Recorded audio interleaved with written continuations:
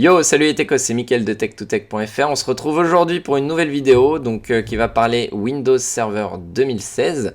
Windows Server 2016 est sorti au mois d'octobre 2016, il me semble. On est maintenant début 2017 et je pense que ça peut être sympa de vous faire quelques vidéos sur Windows Server 2016 pour vous montrer l'interface, mais surtout pour vous montrer comment on installe certains rôles de serveur, certaines fonctionnalités. Du coup, on va aujourd'hui passer à l'installation de Windows Server 2016. Donc, c'est la partie la plus facile, puisque si vous savez installer Windows 10 ou Windows 7, c'est en tout point similaire. Du coup, on va passer à l'installation.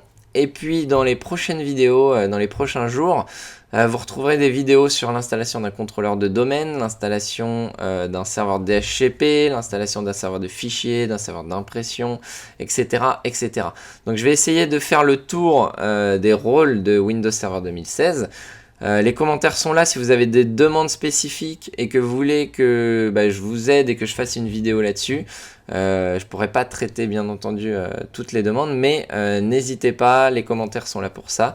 Et du coup, si vous voulez découvrir les rôles que j'installerai dans les prochaines vidéos, n'hésitez pas à vous abonner. Juste pour information, si vous voulez tester dans un lab, déjà vous pouvez regarder les vidéos justement où je parle de mon lab, puisque moi je fais tout à travers Hyper-V. Mais vous pouvez utiliser VMware, VirtualBox, etc. pour pouvoir tester Windows Server 2016. Vous pouvez très bien aussi le mettre sur un ordinateur que vous avez en stock. Windows Server 2016, vous pouvez le télécharger gratuitement en version d'évaluation. Donc vous avez 180 jours en full fonctionnalité. Donc c'est quand même pas mal pour tester l'installation de certains rôles, etc. Donc n'hésitez pas, je vous mettrai le lien en barre d'infos, dans la description. Mais n'hésitez pas du coup à le télécharger, c'est pas un problème. Et ensuite, je vous mettrai également le lien. Il y a un guide qui a été fait par Microsoft, donc ce qu'ils appellent The Ultimate Guide to Windows Server 2016, 2K16. Et du coup, si besoin, vous pouvez le télécharger, c'est gratuit. On apprend pas mal de choses. Après, le truc, c'est que c'est tout en anglais, donc c'est vraiment dommage. On va passer à l'installation de Windows Server 2016. Une fois que vous avez téléchargé l'ISO, vous pouvez soit le mettre sur une clé USB avec un logiciel comme Rufus par exemple. J'ai déjà fait un article là-dessus. Il y a peut-être une vidéo sur ma chaîne, je ne sais plus. Mais c'est très facile d'utilisation. Ou alors vous pouvez le graver cet ISO directement depuis Windows si vous avez Windows 10. Et ensuite, vous faites comme n'importe quelle installation de Windows, vous mettez le lecteur ou la clé USB sur votre ordinateur, vous bootez dessus, vous démarrez dessus. Et ensuite, voici sur quoi on tombe. Donc, on choisit notre langue. Pour moi, ça sera français parce que de toute façon, j'ai pris un ISO qui est seulement français. Par contre, je vous avais fait une vidéo sur comment changer le langage si vous êtes parti d'anglais ou si vous voulez aller vers l'anglais. Clavier méthode, c'est pareil. On va sélectionner le français. On clique sur suivant. On peut passer à l'installation. Sachez également qu'en cliquant sur réparer l'ordinateur, vous allez pouvoir aller sur les options de dépannage de votre serveur. Donc ça permettra de repartir sur une image récente ou passer en ligne de commande et du coup dépanner votre serveur s'il y a un souci, si vous avez un écran bleu au démarrage ou quelque chose comme ça. Donc là, on va retourner sur l'installation de Windows et pour ça, on clique sur installer maintenant. Donc comme je vous l'ai dit, ça ressemble en tout point à du Windows 10 ou Windows 7 pour l'installation, rien de compliqué. Ici, vous avez 4 versions, donc 2 standards et 2 data center. Donc la standard exécute un peu moins de fonctionnalités que la data center. Elle va par exemple permettre entre autres de faire de l'Hyper-V mais jusqu'à 2 machines virtuelles, alors que la Data Center permettra de faire des machines virtuelles illimitées. On retrouve également sur la Data Center des fonctionnalités comme le storage space direct, le storage replica, des fonctionnalités qu'on n'a pas en standard, mais qui sont souvent justement exécutées sur des grosses infras.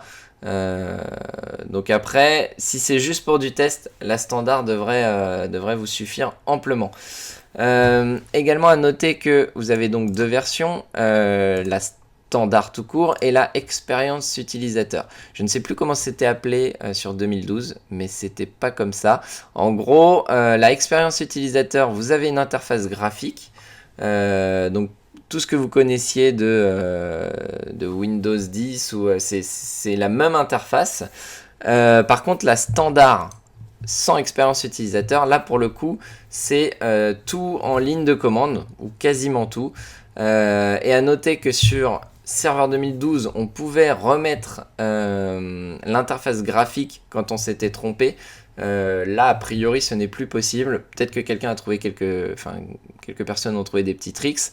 Perso, j'ai pas trouvé comment remettre l'interface graphique, donc attention à ce que vous choisissez. Donc nous, on va partir sur une interface graphique, ce sera beaucoup plus simple pour vous expliquer comment installer les rôles, etc. Et sur une version standard, puisque la data center ne nous sera pas utile là-dessus. On fait suivant. Et on accepte le CLUF. A noter également que Windows Server 2012 nécessite au minimum 2 Go de RAM et 32 Go d'espace libre sur votre disque dur pour la version Experience, donc la version avec interface graphique. Pour la version Core, c'est 512 mégas minimum, minimum de mémoire. Donc ça consomme beaucoup moins. C'est là l'intérêt aussi d'une version Core. Ça reste beaucoup plus stable puisqu'on n'a pas l'interface graphique qui peut planter. Il peut y avoir moins de soucis et c'est beaucoup moins gourmand en termes de ressources. Une fois que vous êtes ici, vous pouvez soit effectuer une mise à niveau si vous partiez d'un Windows Server 2012, etc. À noter que moi perso, je ne l'ai quasiment jamais fait, surtout sur des serveurs en prod. Je préfère créer une infra à côté et déplacer mes rôles, mes services, etc. Sur cette nouvelle installation. Donc là, on va sélectionner personnaliser, installer uniquement Windows. Et on voit notre disque dur. Si vous étiez en RAID ou autre, ce serait pareil. Vous verrez votre ou vos disques durs en fonction de ce que vous avez sur le serveur. Donc vous sélectionnez le disque où vous voulez installer Windows Server 2016 et vous cliquez sur suivant. L'installation va démarrer. Elle va prendre quelques minutes. Franchement, c'est très rapide.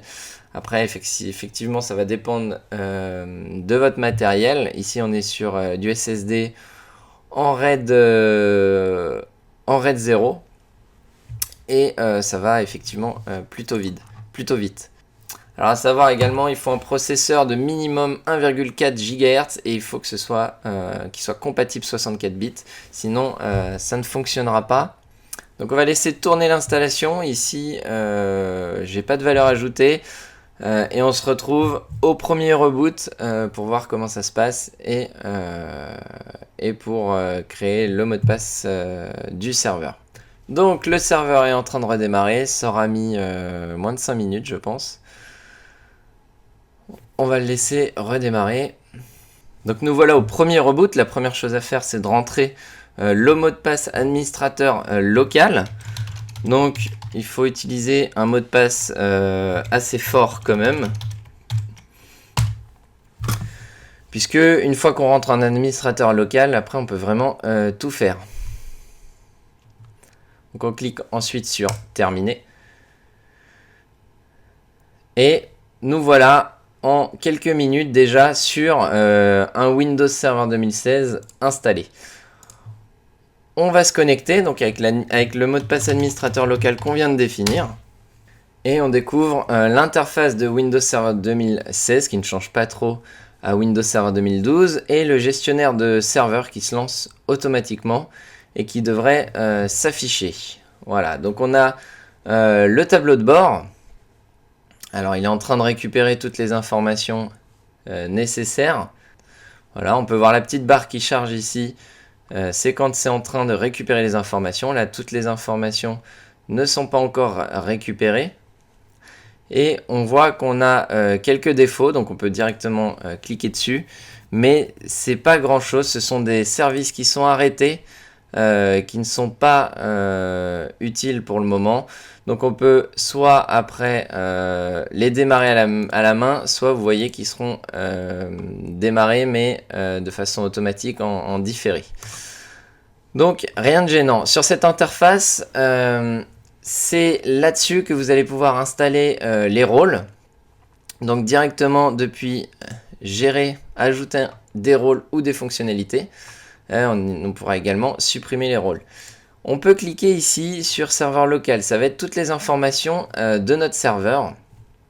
Et ensuite sur tous les serveurs, vous allez pouvoir ajouter vos autres serveurs et tout ou presque visualiser depuis cette interface sur tous vos serveurs. Donc je retourne dans serveur local. C'est ici qu'on va pouvoir configurer les premières choses de votre serveur, c'est-à-dire le nom, l'adresse IP, le nom, enfin le rentrer dans le domaine si nécessaire, s'il y a déjà un domaine, gérer les mises à jour, faire de l'association de cartes réseau, des choses comme ça. Tout se fait depuis ce panneau. C'est assez facile. Et on va voir ça dans la prochaine vidéo puisque je vais vous montrer comment moi je prépare mon serveur une fois qu'il est installé. Donc c'était une vidéo très rapide, j'espère que ça vous aura plu. Et puis je vous attends très prochainement dans les vidéos sur lesquelles je vous expliquerai comment installer des rôles et comment préparer votre serveur. Je vous dis à très bientôt, ciao ciao.